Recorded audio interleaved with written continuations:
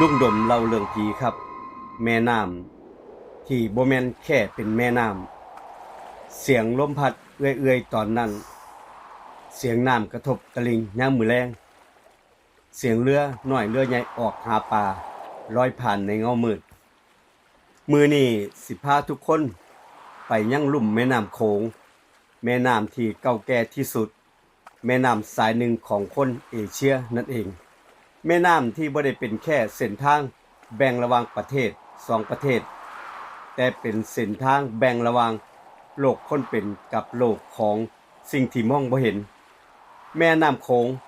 แม่น้ำที่ไหลผ่านจีนลาวไทยกัมพูชาและเวียดนามแต่สำหรับคนอีสานฝั่งโขงนี่ล่ะแม่น้ำสายนี้บ่แม่นแค่สายน้ำธรรมดามันคือเส้นเลือดของบรรพบุรุษและบางคืนมันคือทางผ่านของสิ่งที่เฮาเหลียวบ่เห็นบ่เชื่อแต่บ่ลบหลู่ครับพญานาคเจ้าของแม่น้ำก่อนสิมีคนอีสานเกิดขึ้นก่อนสิมีเมืองก่อนสิมีวัดคนโบราณเชื่อว่าใต้แม่น้ำโขงคือเมืองของพญานาคในตำนานเล่าว่าเมื่อครั้งพุทธกาลพญานาคเคยขึ้นมาฟังธรรมและขออุปสมบทกับพระพุทธเจ้าแต่พอด้วยกำเนิดเป็นสัตว์เดรัจฉานจึงบวชบ่ได้พญานาคจึงขอให้พระพุทธเจ้าตั้งชื่อว่านาคไว้ให้เอิ้นกันเวลาพระบวชใหม่เพื่อระลึกถึงเขานั่นเองเหตุการณ์นี้เกี่ยวโยงกับองค์สมเด็จพระสัมมาสัมพุทธเจ้าและตั้งแต่นั้นเป็นต้นมาคนลุ่มแม่น้ำโขงเชื่อว่าพญานาคคือผู้ปกปักรักษาพระพุทธศาสนาโดยเฉพาะพื้นที่บางพื้นที่เช่นหนองคายนครพนมที่มีความเชื่อเรื่องบั้งไฟพญานาคทุกคืนวันออกพรรษาลูกไฟสีแดงพุ่งขึ้นจากน้ำบ่มีเสียงบ่มีควันบางคนบอกว่าเป็นปรากฏการณ์ธรรมชาติบางคนบอกว่ามันเป็นแก๊สแต่คนเฒ่าคนแก่ริมฝั่งโขงเว้าคือกันว่านั่นคือสัญญาณบอกว่าเมืองบาดาลยังบ่เคยร้างยังบ่เคยไปไสยังอยู่ใต้นั่นอยู่หม้องนั้นอยู่กับแม่น้ำโขงผีบรรพบุรุษริมฝั่งโขงคนอีสานแถบลุ่มแม่น้ำโขงบ่ได้ย้านผีทุกคนครับแต่เขาย้านเขาบอกว่าต้องเคารพผีโดยเฉพาะผีปู่ตาที่บรรพบุรุษที่คอยคุ้มครองหมู่บ้าน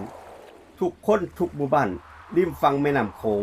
สิมีศาลน้อยๆตั้งไว้ใต้ต้นไม้ใหญ่ห้ามผู้ใดลบหลู่ห้ามเว้าจาดูหมิ่นหยาบคายดูถูกเหยียดหยามเพราะความเชื่อว่าถ้าผีปู่ตาบ่พอใจน้ำสิบ่ขึ้นปลาสิบ่เข้ามาให้จับลูกหลานสิล้มป่วยบางหมู่บ้านเคยเล่าว่ามีผู้ชายคนหนึ่งเมาเหล้าแล้วไปถมน้ำลายใส่ศาลคืนนั่นเองเขาฝันเห็นชายชราใส่ผ้าขาวยืนอยู่กลางแม่น้ำเช้ามื้อต่อมาเขาหายตัวไปเจออีกที่ร่องรอยติดตะลิงกลายเป็นศพทันทีหมอผีในหมู่บ้านบอกสันๆว่าเขาบ่เคารพเขาบ่เชื่อฟังเขาดูถูกเขาลบหลู่เสียงเรือผีในคืนเดือนมืดครับไทยประมงลุ่มแม่น้ำโขงเพิ่นมีข้อห้ามอยู่อย่างหนึ่งว่าคืนเดือนดับห้ามออกไปหาปลาคนเดียวเพราะมีเรื่องเล่าถึงเรื่องผีเรือพายโบราณบ่มีคนพายบ่มีเสียงไม้พายกระทบน้ำบางคนเห็นเงาคนยืนอยู่เต็มลำแต่บ่มีใบหน้าคนอยู่ในเรือนั่นตำนานนี้ถูกเล่ากันมาในแถบลุ่มแม่น้ำโขงจังหวัดมุกดาหารผู้เฒ่าเพิ่นเชื่อว่านั่นคือวิญญาณของคนที่ตายในลุ่มแม่น้ำโขงโดยเฉพาะคนที่ตายทั้งที่หาศพบ่พอถ้าผู้ใดเอิ้นห้องเอิ้นทักหรือสิพยายามตามหาศพเชื่อว่าบ่ได้กลับเข้าฝั่งเป็นอิหยังล่ะครับ นั่นก็คือเรื่องเล่าที่เขาเล่ากันมีอีกเรื่องหนึ่งเมืองโบราณอยู่ใต้แม่น้ำโขงมีตำนานหนึ่งที่เล่ากันมานานแสนนานว่าใต้แม่น้ำโขงมีเมืองจมอยู่บางคนเชื่อมโยงกับอาณาจักรโบราณอย่างสีคดตะบูน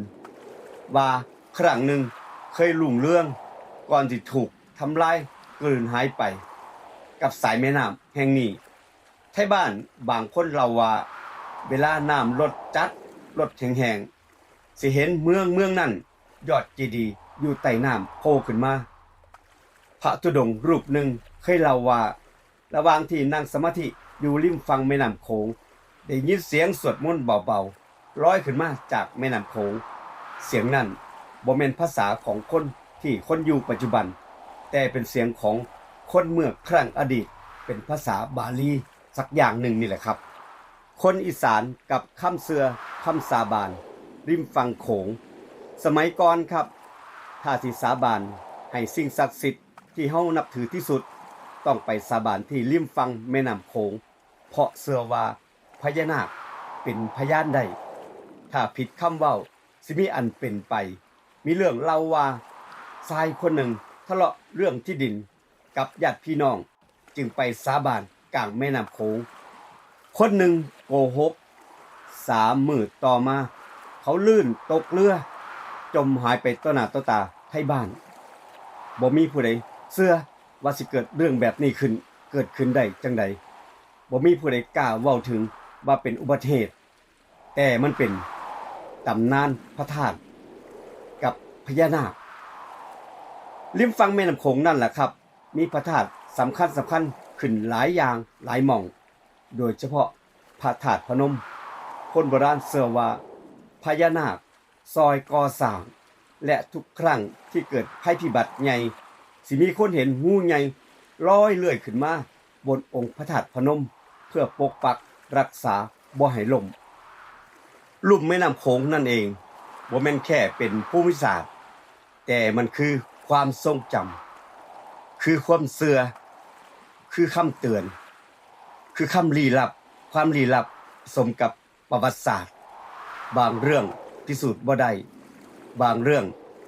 วิทยาศาสตร์อธิบายได้แต่สำหรับคนริมฝั่งโขงพวกเขาบ่ได้ถามว่ามีบ่จริงบ่พวกเขาถามแค่ว่าเฮาเคารพส่ำใดเชื่อส่ำใดศรัทธาส่ำใดมื้อนี้ผู้ใดอยู่ใกล้ริมฝั่งแม่น้ำโขงลองอยู่เงียบๆฟังดีๆบางที่อาจสิได้ยินเสียงพายเรือทั้งที่บ่มีผู้ใดอยู่หม้องนั้นแล้วพบกันใหม่ในเรื่องต่อไปเล่าโดยลุงดมเล่าเรื่องผีห้องบันทึกเสียงรถทัวร์เรคคอร์ดไปก่อนครับสวัสดีครับ